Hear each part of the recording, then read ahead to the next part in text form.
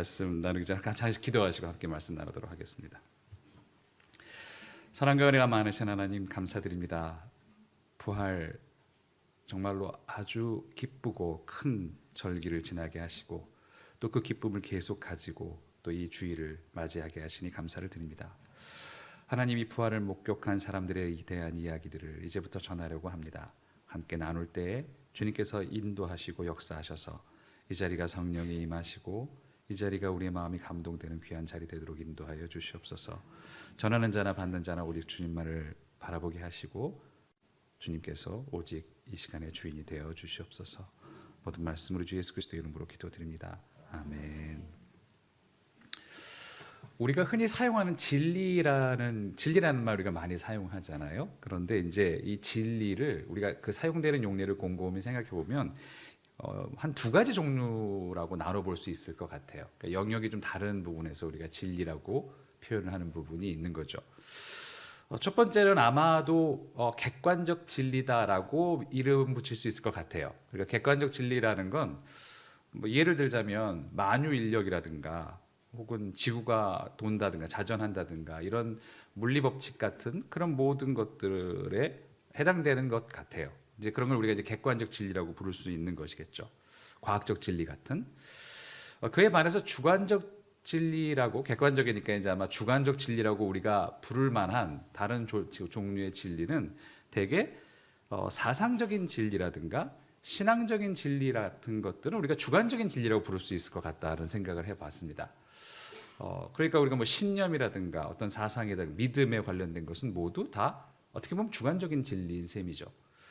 뭐 예를 들자면 예수께서 말씀하신 게 이제 요한복음 14장 6절에서 나는 길이요 진리요 생명이다. 나는 진리다라고 말씀하셨을 때 말하자면 그런 종류의 진리인 것이죠. 이 둘 사이의 가장 큰 차이는 객관적 진리는 그것에 대한 증언이나 증인이 굳이 필요 없다는 점입니다. 아마 우리가 그 실례를 어디서 들어볼 수 있을까 하면 갈릴레오 갈릴레이의 이야기를 위해서 좀 들어볼 수 있을 것 같아요. 갈릴레오 갈릴레이가 이제 그 코페르니쿠스의 전제를 받아들여서 뭐 이제 지구는 돈다, 지동설을 주장을 했었었죠. 그런데 그러다 이제 결국은 나중에 이제 종교 재판에 회부가 돼서 633년에 이제 종교 재판에서 네가 철회하지 않으면 거의 이제 사형을 당할 것 같은 그런 분위기에서 뭐 다 철회를 했습니다. 저는 나 아닙니다라고 다 철회를 했는데 그리고 나서 이제 그 재판이 끝나고 계단을 내려오면서 그랬다는 말이 전해지죠. 그래도 지구는 돈다 이런 말을 했다죠. 물론 이 이야기는 사실은 진짜 역사적인 사실은 아닙니다. 이후에 있는 이제 문학가들이 이제 그때 일을 그리면서 만들어낸 이야기지 실제로 갈릴레오 갈릴레이가 나오면서 그래도 지금 돈다 이런 말을 하지는 않았어요.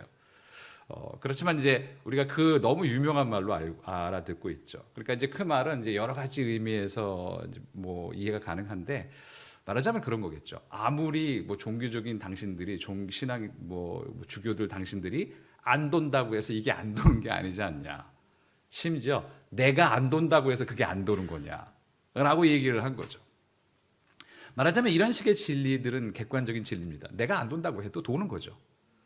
굳이 증인이 필요 없습니다. 그 증인이 없어도 다른 누군가가 언젠가 다시 또 발견하겠죠. 지구가 돈다는 건 언제든 그대로 있는 상황이니까 이거는 그대로 있는 상황이기 때문에 뭐 굳이 그 증인들이 이어지지 않아도 다시 또 누군가 발견하고 그러면 다시 드러날 진리가 이제 객관적인 진리입니다. 그러나 주관적인 진리는 다릅니다. 주관적인 진리는 만약에 그것을 증언하는 사람이 없다면, 그 증언이 이어지지 않는다면, 증인이 없다면 사라져버리는 진리입니다. 만약에 예수님에 대한 진리, 예수님은 진리시다라는 말이 지금 우리가 그렇게 고백할 수 있는 이유는 뭐냐면 그 증언이 지금까지 이어왔기 때문에 가능한 것이지 중간에 누군가들이 안 할래요. 이제 그거 안 하겠어. 너 이거 하면 죽을 텐데 라고 했을 때 그럼 나는 안 할래요 라고 만약에 빠졌더라면 더 이상 남아있지 않는 세상에서 없어져 버리는 진리가 되고 말겠죠. 실제로 그렇게 없어져 버린 진리들이 세상에 얼마나 많이 있겠습니까? 모든 민족과 모든 부족들이 다 종교를 가지고 있고 신앙과 가지고 있고 신을 믿고 있었겠지만 그러나 지금 그 모든 것들이 흘러내려와서 전해져 내려오는 것은 거의 없습니다. 심지어는 뭐 언어조차도 없어진 언어들이 많이 있죠. 이처럼 주관적인 진리는 증인이 있어야만 그것이 전해지고 생존이 가능한 진리입니다. 말하자면 우리가 믿고 있는 진리도 이런 종류의 진리인 것이죠. 그래서 오늘 읽은 사도행전의 처음 사건들은 어떻게 보면 부활의 첫 번째 증인들이 겪었던 일을 보여줍니다. 사도들은 이 신문의 자리에서 자신들이 증인이다, 우리가 증인이라는 말을 분명하게 얘기를 합니다. 사도행전 오늘 읽었던 5장 32절에서 베드로와 사도들은 분명히 이렇게 얘기하죠. 우리는 이 모든 일의 증인이며 성령도 그러하십니다. 우리도 증인이고 성령도 증인이시다라고 분명히 그렇게 베드로와 사도들은 이야기를 합니다. 우리는 증인이다라고 얘기를 하는 거죠. 사실 여기는 이 자리는 굉장히 위험한 자리였습니다. 이 자리는 산헤드린, 유대인 최고의 공의회가 모인, 유대인들의 지도자들이 모이는 최고의 공의회 자리, 산헤드린 자리였어요. 이 증언은 사실은 목숨을 건 증인이기도 했습니다.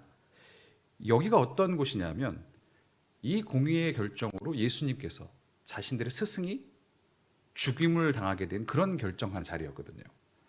예수님도 이 똑같은 공의회에 불려서 결국은 그들에 의해서 사형에 해당하는 그런 심판을 받으셨고, 그러나 이제 사형권은 없었으니까 빌라도의 힘을 부려서 사실 이 공의회가 예수님을 처형한 것이나 마찬가지죠. 그 똑같은 자리에 이 사람들은 서 있는 거죠. 예수님께서 그 심판을 받았던 그 자리에 똑같이 서서, 그러나 그들은 그 속에서 목숨을 건 증언을 하고 두려워하지 않고 그 증언을 했던 것입니다. 사도행전 5장 33절, 우리가 지금 여기 32절까지만 읽었는데 이 다음 절은 정말로 그것이 그럴 만한 자리였다는 것을 분명히 보여줍니다. 5장 33절은 이렇게 기록되어 있죠. 그들은 이 말을 듣고 격분하여 사도들을 죽이려고 했다. 예수님을 죽였던 것처럼 그 제자들도 죽여버리려고 했던 거죠. 그리 그렇게 어려운 일도 아니었던 것이죠. 이처럼 주관적인 진리를 위해서는 증인들이 목숨까지 걸어야 한 경우가 많았습니다. 왜냐하면 그것으로만 진리가 지켜지기 때문이죠. 우리가 알고 있는 것처럼 이 첫 번째 증인들, 예수님의 부활의 첫 번째 증인들은 거의 모두가 순교를 했습니다. 죽임을 당했죠. 물론 뭐 사도 요한 같은 경우는 뭐 늦게까지 살았다는 사람도 있지만 뭐 거의 대부분 모든 사람들이 다 순교를 당했습니다. 그래서 여러분, 영어의 순교자를 뜻하는 마터라는 그 글자가 뭐 사실 그 어원이 그리스어의 헬라어의 증인이라는 어원과 일치하는 단어입니다.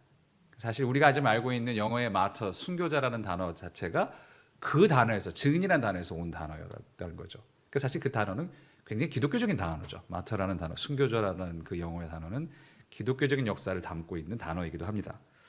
그만큼 증인은 죽음을 의미했던 것이다 라는 것이 초대교회 그리고 기독교의 역사가 가지고 있었던 그런 사상이었던 것이죠.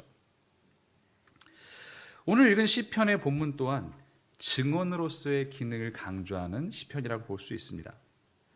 시편의 기자는 계속 노래하면서 17절에서 이렇게 얘기를 하죠. 내가 죽지 않고 살아서 주님께서 하신 일을 선포하겠다. 내가 죽지 않고 살아서 주님께서 하신 일을, 나에게 하신 일, 내 조국에 하신 일을 내가 선포하겠다. 이 말은 곧 무슨 말입니까? 나는 증인이 되겠다라는 말과 완전히 같은 말입니다. 나는 하나님의 이미 내게 하신 일, 그리고 우리에게 하신 일에 대한 증인이 되리라 라는 선포를 하죠. 그 증언의 내용은 22절에 나옵니다. 22절을 한 줄로 나오면 22절이라고 볼 수 있을 텐데요. 22절의 말은 우리가 너무나 잘 아는 내용이죠. 집 짓는 사람들이 내버린 돌이 집 모퉁이의 머릿돌이 되었다. 이것은 주님이 하신 일이니 우리 눈에 기이한 일이 아니냐. 이 말씀을 우리는 예수님에 대해서 적용하는 신약의 이야기들을 잘 알고 있습니다. 집 짓는 사람들이 버린 돌이, 집 짓는 사람들이 버린 돌이라는 건 무슨 뜻인가요? 집을 짓는 전문가들이, 건축의 전문가들이 정말 쓸데없다고 버린 돌인 거죠. 이거는 뭐 정말 쓸데없는 거다. 이건 어디도 쓸데없다고 버린 돌인데 그 돌이 주춧돌이 되었다는 거죠. 모퉁이를 지탱하는 주춧돌이 되었다. 그것이 바로 하나님이 하신 일이다라는 말씀이죠. 하나님이 하신 놀랍고 기이하고 사람들이 보기에 너무나 비합리적이고 말도 안 되는 일을 그러나 하나님은 그리스도를 통해서 하셨다. 모든 사람들이 버렸지만 모든 사람들이 그를 죽게 내버려 두고 결국 백성들도 예수님이 아니라 바라바를 선택했던 것처럼 모든 희망이 없다고 생각했던 그 예수님을 들어서 새로운 사상, 새로운 종교, 새로운 신앙을 위한 주춧돌로 삼으셨다라는 그 이야기, 그것을 위해서 내가 증인이 되겠다.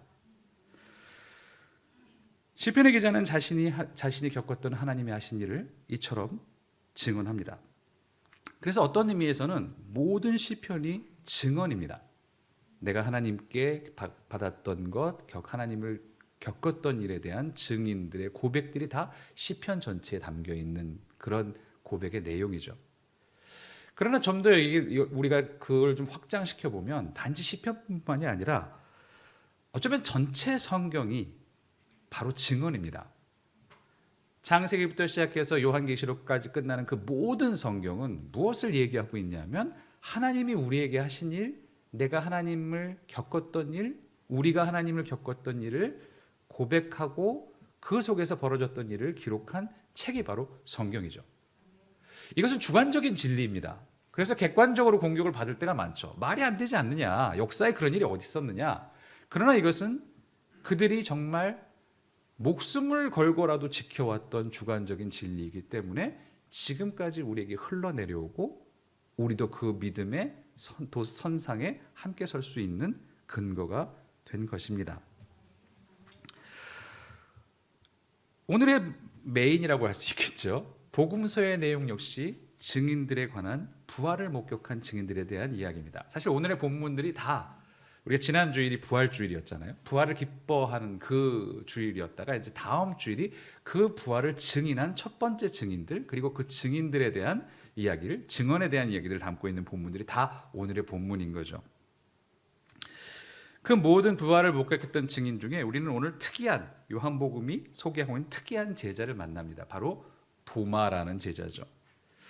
사실 이 도마는 다른 복음서에서는 거의 등장하진 않아요. 이름만 등장할 뿐이지 도마가 뭘 했다는 것은 거의 드러나지, 여러분 도마가 한 일들은 별로 생각나는 게 없을 거예요. 바로 이 자리에서만 굉장히 강조돼서 드러납니다. 그러니까 요한복음에 있어서 요한복음에 있어서 도마가 이렇게 특별하게 묘사됐다는 것은 요한복음이 이 도마의 이야기를 쓸 때 굉장히 중요한 어떤 일을 이 도마 이야기를 통해서 우리에게 전해주고 싶었던 일이 있었던 거라는 뜻인 거죠.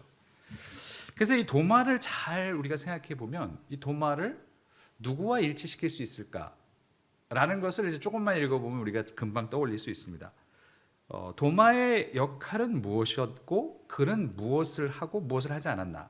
우리가 이 얘기를 살펴보면 결론적으로 얘기하면 이런 거죠. 도마는 사실은 예수님이 부활할 때 처음 제자들이 11명이 아니겠죠. 가룟 유다는 없었을 테니까 10명의 제자들이 다 봤을 때 거기에 없었었죠.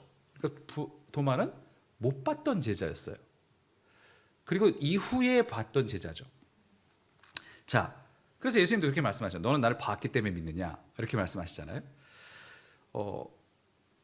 도마는 예수님을 처음에 나타나신 주님을 보지 못했습니다.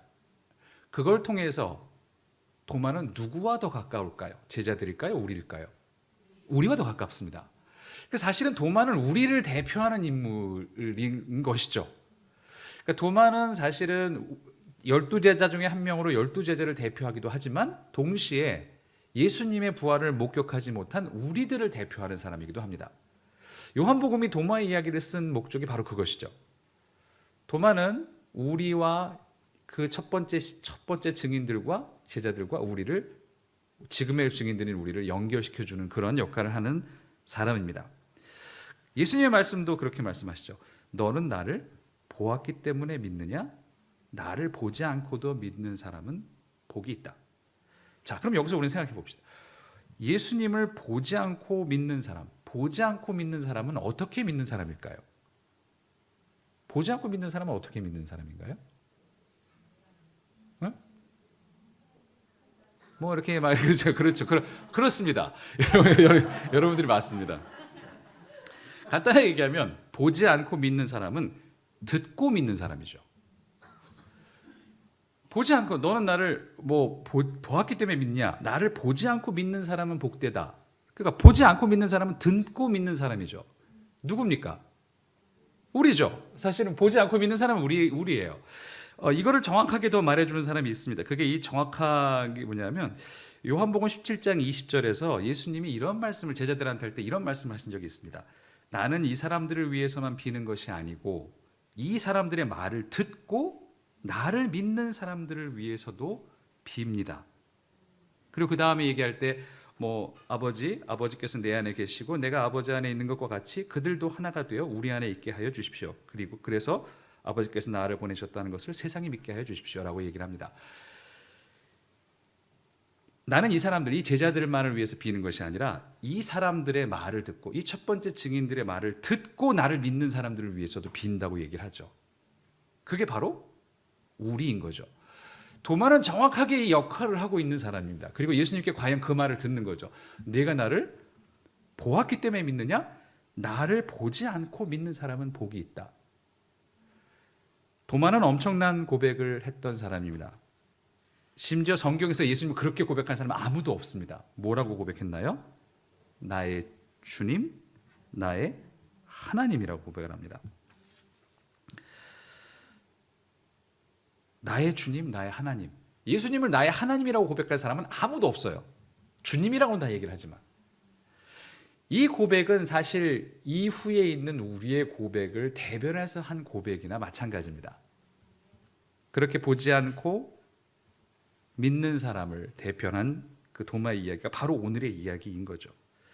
듣고 믿는 사람이라는 것을 우리가 정확하게 더 얘기하자면 전에 들은 것을 전에 듣고 믿은 사람이죠. 누가 전해줘야 그걸 들을 거 아니에요.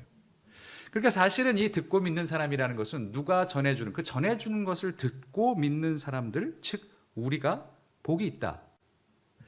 과연 그리고 성경의 목적도 그것이다라고 성경 요한복음은 말을 하고 있습니다.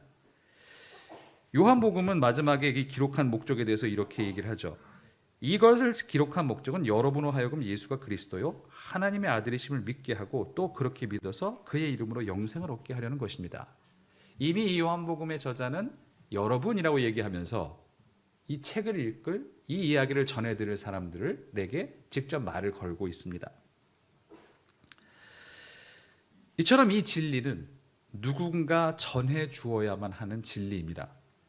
누군가 증언을 해줘야 되는 거죠.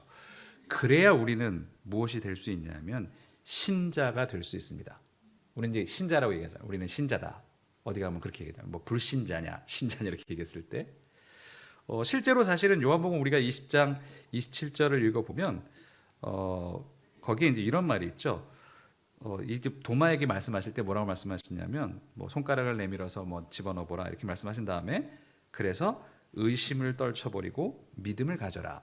이렇게 설명이 되어 있는데 사실 원어를 보면 개역 개정이 혹시 이제 원어에 있는 말과 이것과 더 잘 일치한다고 볼 수 있어요. 개역 개정은 이거를 어떻게 번역했냐면 아마 여러분 기억하실지도 모르겠는데 믿음 없는 자가 되지 말고 믿는 자가 되어라.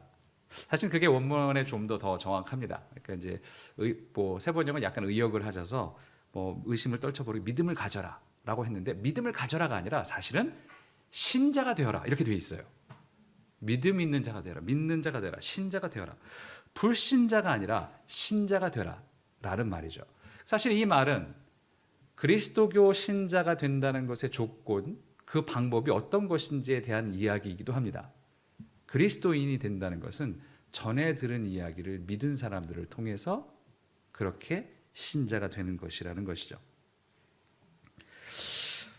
도마는 사실은 이후에 도마의 이야기는 등장하지 않지만 전설에 따르면 도마가 전설입니다. 실제로 역사적인 근거를 희박하겠지만 전설에 따르면 도마가 어디까지 선교를 갔냐면 인도까지 선교를 갔다고 해요.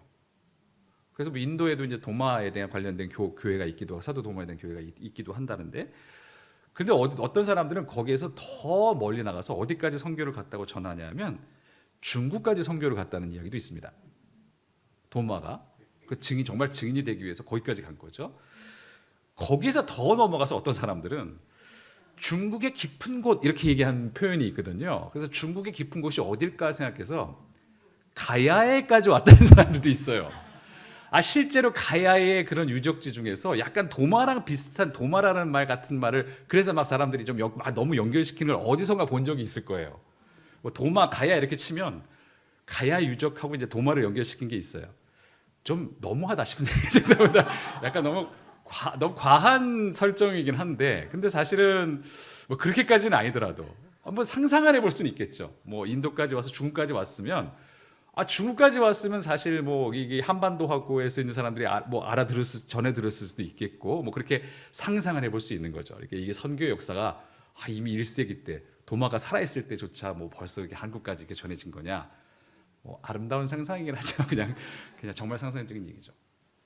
어쨌든 사실 그러나 이 이야기는 이 전설들은 그렇게 주님의 증인이 되었던 그 도마가 정말 끝까지 사명을 다했으리라는 사람들의 기대를 반영한 전설이라고 생각이 듭니다. 그 누구보다, 그러니까 가장 멀리 간 사람이 된 거죠. 세상 끝까지 내 증인이 되어라 라는 말씀을 가장 잘 실천한 사람으로 사람들이 그를 위한 전설을 만들어 준 거죠. 정말로 사마리아와 유대와 세상 끝까지 정말 갔던 사람, 증인의 역할을 담당했던 사람으로 도마는 사람들의 기억 속에 그렇게 남아있게 되었습니다. 마지막 읽은 요한계시록에 있는 성경은 그 증인들이 죽임을 당한 순교자들의 이야기를 담고 있는 서신이기도 합니다. 여러분들이 이제 요한계시록도 이제 공부하시고 그러시는데 정말 잘 이제 깊이 있게 공부를 하시겠죠. 그 사실은 요한계시록의 가장 중요한 점은 이 책이 순교자들을 위한 서신이자 지금도 고난을 받고 있는 사람들을 위한 서신이라는 책입니다. 것에 굉장히 큰 의미가 있습니다. 그러니까 요한복음을 읽고 무섭고 너무 무섭고 이러면 사실은 어떻게 생각하시면 되냐면 우리는 그 고난받는 증인에서 벗어나 있는 상태구나라고 생각하시면 돼요. 사실은 요한계시록은 위로를 주기 위한 책이었지 겁을 주기 위한 책이 아니었어요.